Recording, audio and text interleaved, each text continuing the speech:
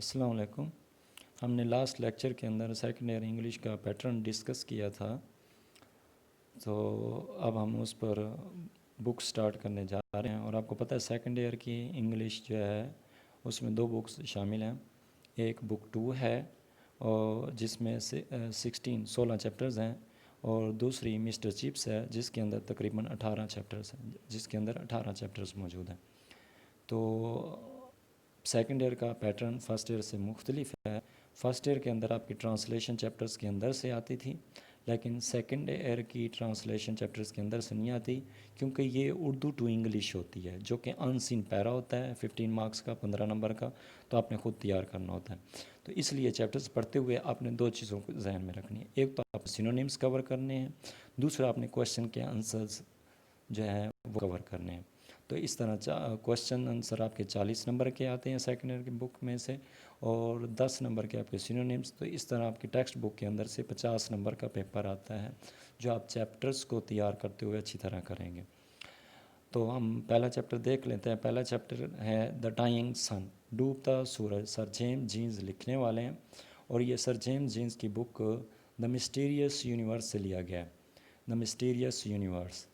اور سر James jeans نے اس بک دا مسٹیریس universe کے اندر ایک تھیوری پیش کی ہے، جس کا اصل جو تھیم ہے ہاؤ دا یونیورس پلانٹس اور ارتھ لائف کیم انٹو ایگزسٹنس. مطلب اس کائنات، سیاروں، زمین، ہماری جو زمین ہے، اور زندگی کا وجود کیسے ہوا. تو اس نے اس تھیوری میں یہ بتایا ہے کہ اربوں سال پہلے جو ہے سورج ایک سٹار ہے، تو ایک اور سٹار جو ہے سورج کے قریب آیا. تو آپ کو پتہ ہے جیسے کہ زمین کے اوپر چاند مدجزر ٹائڈز پیدا کرتا ہے، اسی طرح اس ستارے نے بھی سورج کے اوپر مدجزر یعنی ٹائڈز پیدا کی، اور وہ ٹائڈز جو ہیں آہستہ آہستہ پہاڑ کی شکل اختیار کر گئیں، ماؤنٹین کے.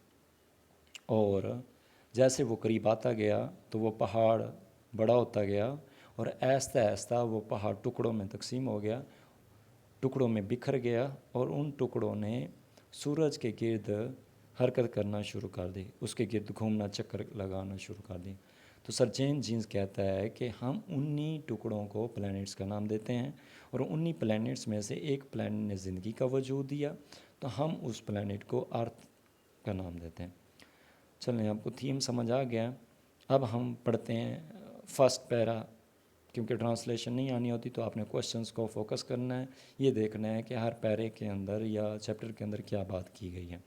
تو فرسٹ جو پیراگراف ہے اس میں 2 باتیں بتائی گئی ہیں. ایک تو سائز آف سٹار، ستاروں کا سائز، جسامت کتنے بڑے ہیں، چھوٹے ہیں. دوسرا ٹوٹل نمبر آف سٹارز، کہ تعداد کتنی ہے ستاروں کی اس کائنات میں. تو پہلا کویشچن ہے what is the size of stars.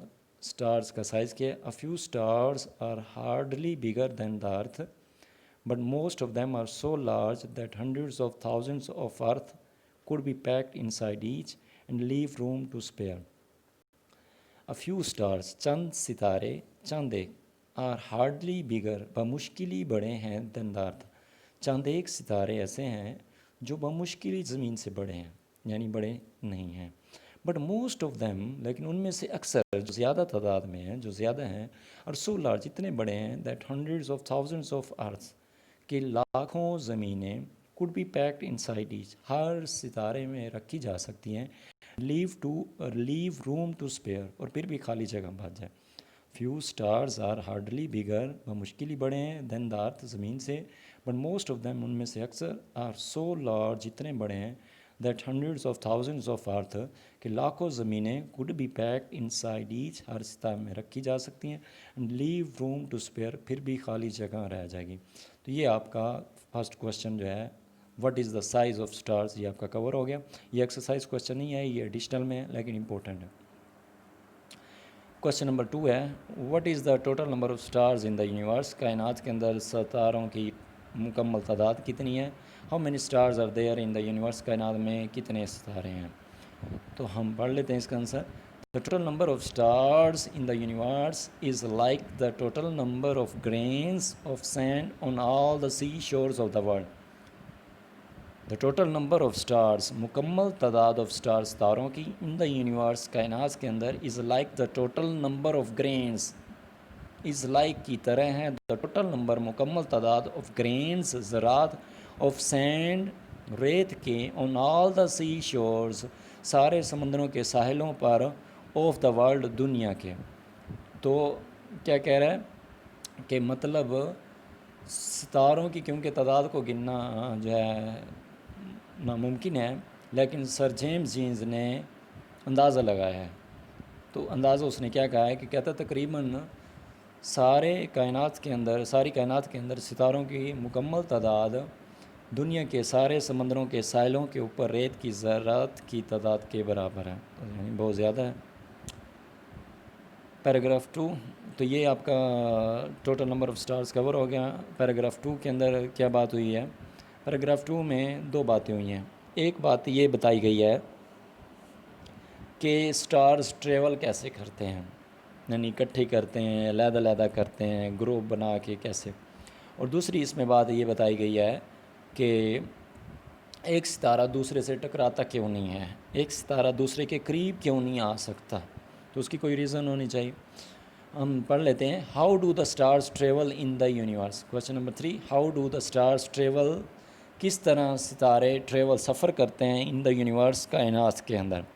تو اس کا آنسر ہے اے فیو فارم گروپس، چند ایک تو گروہ بنا لیتے ہیں، وچ جرنی ان کمپنی، جو کہ کمپنی میں جرنی کرتے ہیں، مینس کمپنی میں ہی سفر کرتے ہیں. بٹ موسٹ آف دیم، لیکن ان میں سے اکثر ٹریول الون، اکیلے تنہا سفر کرتے ہیں. زیادہ تر جو ہیں چند ایک جو ہیں وہ گروہ بنا کے اکٹھے سفر کرتے ہیں، لیکن زیادہ تعداد جو ہے اکیلے سفر کرتے ہیں ایک دوسرے سے دور دور. ایک اور بات یہاں پہ 2 ورڈز کا ذکر کیا گیا ہے.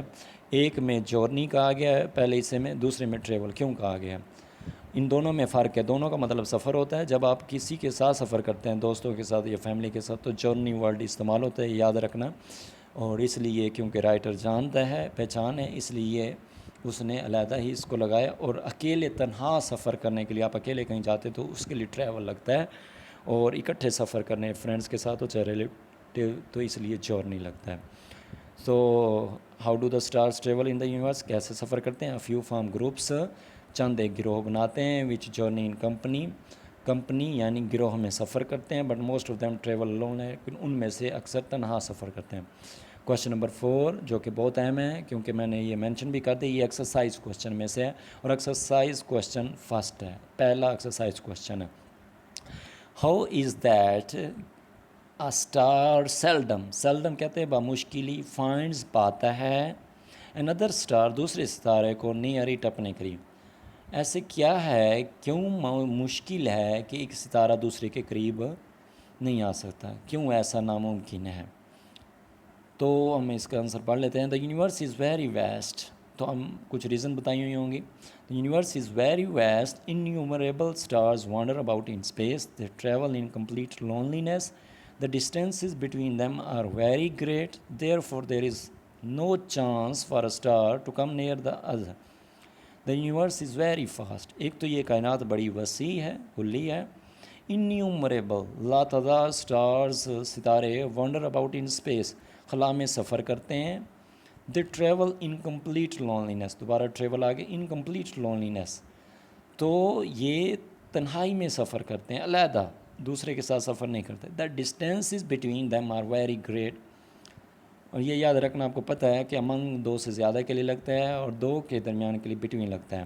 لیکن آپ حیران ہوں گے، دیم تو مطلب زیادہ سٹارز ہیں، تو یہ بٹوین کیوں لگا ہے، سمجھا دیتا ہوں. The distances between them are very great, یہ ساروں کے درمیان کا فاصلہ نہیں، یعنی وہ جتنے ستارے ہیں ان میں سے ہر 2 ستاروں کے درمیان کا فاصلہ. تو اصل میں اس کے سینس میں جائیں تو 2 ستاروں کے درمیان کا فاصلہ ہے، اس لیے بٹوین کہا گیا. The distances between them are very great.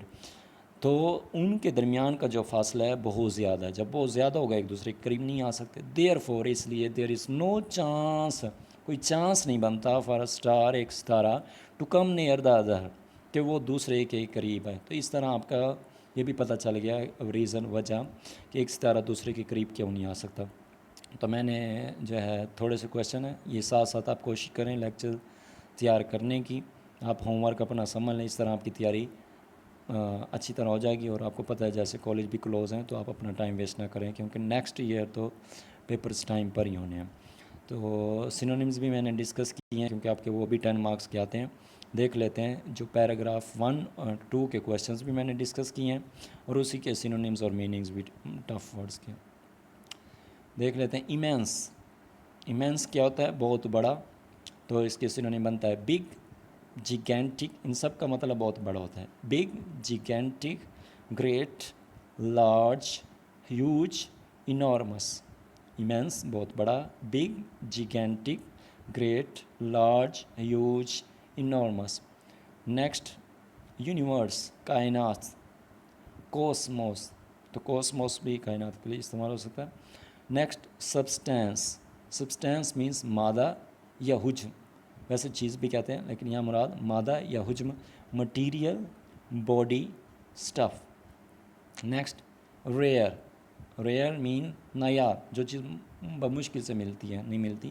غیر معمولی، انوکھی یعنی ان یوزول، ان کامن، ایکسیپشنل.